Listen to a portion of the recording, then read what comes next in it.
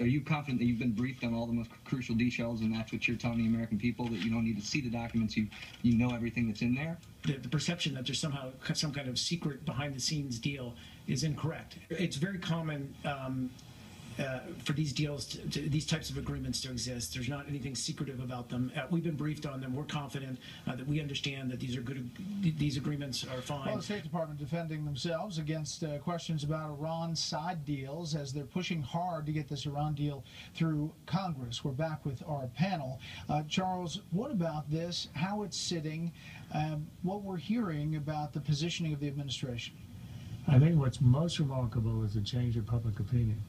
Quinnipiac had a poll, the latest one, came out yesterday, showed a 2-to-1 against the deal, 58% to 27.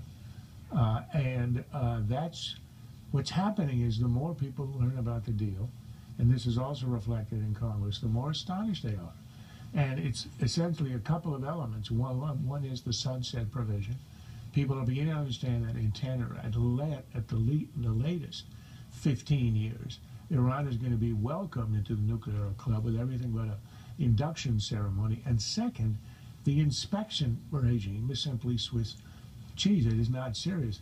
Jackie Mason said that the New York City restaurants have more intensive inspections than Iran is going to have. They get anytime, anywhere inspection to prevent a bad tuna sandwich. The Iranians are going to get almost a month to look for their nukes. So I think as the knowledge is sinking in, you get a lot of public opinion. The question is, are there enough Democrats who in the end will go against the president on this, which is his signature achievement, so-called, of his presidency? That's still in the air. I'd say the odds are probably 2-to-1 that Obama is able to sustain the veto, but he's slipping.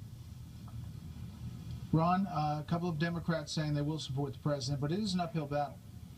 Yeah, I think Charles is right. I think, and I've talked to some Republicans in the Senate, they also believe that the chances are very high the president's going to be able to sustain this veto, but it's going to come at a cost. It might actually put the sanctions relief on the slow track. You look at someone like Senator Schumer. Look for him to, at the end of the day, oppose it for political purposes, but maybe even consider whipping in favor of it. So voting against it, but helping the president out. I know that sounds awfully cynical, but I think he's capable of being that cynical.